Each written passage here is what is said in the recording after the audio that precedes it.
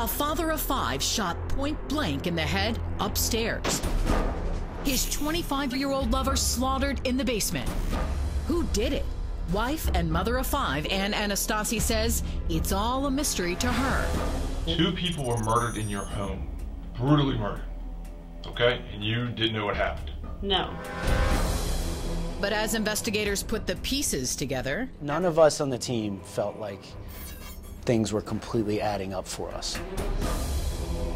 The cool-headed Ann had already allowed herself to be tested for gunshot residue. She took a polygraph test and let cops take a close look at her cell phone.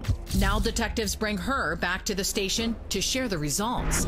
There's a couple things I need to clear up real quick.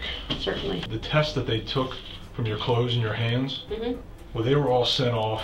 Probably found lots of cat milk on there. Well, we found a lot of gunshot residue on you and on the clothes. Really? Yeah. Well, that's weird. Cops tell Ann there's something else that's weird. The results of her polygraph test. You have a failed polygraph. You not just failed it, you flunked the hell out of it. They inform her of the inconsistent ballistics. The gun that was found next to your husband was tested, okay? And compared to the bullet that was found in his skull, okay? There is no possible way that that weapon fired that bullet that was in your husband's head. And most damning of all, what cops found in Ann's cell phone. A long call with her 13-year-old daughter at 3 a.m., shortly after the murders. We got some phone records, and that night, you and talked for 582 seconds, 3 in the morning. That's about 10 minutes. That might have been a butt dial.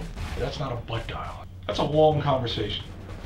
Cops know that call was not an accident. And this is bad for you. This is real bad for you. You understand that? In fact, they've also got Ann's 13-year-old daughter's cell phone records. Cops say text messages show Ann and her daughter were actually planning the murders, getting rid of an abusive husband and the young woman they thought was tearing the family apart. And who they get to do their dirty work is a shocker. The daughter's 18-year-old boyfriend, Gabriel Strauss. Gabriel didn't have the best upbringing, kind of raised himself. He needed that emotional comfort that he got from this family. They convince the boyfriend that Anthony and his much younger lover, Jacqueline, are evil abusers, and mom and daughter entice him to kill, with an offer he can't refuse. Ann actually said that he could come and live at their home once the 2 people were killed. She lured him with this idea. Yes. Of giving him stability and giving him a home and giving him a family. Absolutely. And it seems like he so desperately wanted that he would kill for it. Exactly. They even planned out the murder plot. There was a text message that was sent from Mr. Strauss that said, "I'm going to slit the girl and bust the dad." So they clearly had already worked out the manner in which each was going to be killed. When cops confront Strauss, they aren't greeted by a crazed killer. Instead, they find a guilt-stricken teen who instantly confesses and reveals Ann Anastasi is the mastermind of the whole brutal plan. The night of the murders, Ann and her daughter pick up Gabriel Strauss. He lays in wait in their backyard for hours until everyone else is asleep. Then Ms. Anastasi is there in the kitchen where she meets him. She hands him the .380 caliber handgun that he would use later on in the evening against Mr. Anastasi. He had the gun in his hoodie pocket and had the knife in his hand, and he went downstairs to where Ms. Riggs was sleeping. Jacqueline Riggs was asleep in her bed. Yes. When she was viciously attacked. Yes. So she woke up to basically being stabbed. Yes. A grand total of 42 injuries. She was fighting for her life. Absolutely. And Mr. Strauss made it clear that he didn't leave the basement until he was certain that she had passed away. He comes back upstairs. Mr. Strauss then takes the handgun and fires a single round into Mr. Anastasi's temple. cops say Anastasi's 13-year-old daughter then takes Gabriel home. While they're away, Ann races in and plants a gun. As it turns out, the wrong gun in Anthony's hand. The next morning, Ann and her daughter wake up feeling guilty? Nope, hungry. Got up, ate breakfast, got dressed, took a shower, with Dad dead in the bedroom and Jacqueline murdered in the basement. That's pretty disturbing. Gabriel's confession brings the whole house of cards crashing down on Ann Anastasi and her daughter. The three are arrested for the killings, including 2 counts each for first-degree murder. Who do you believe was the mastermind? Absolutely Ann Anastasi.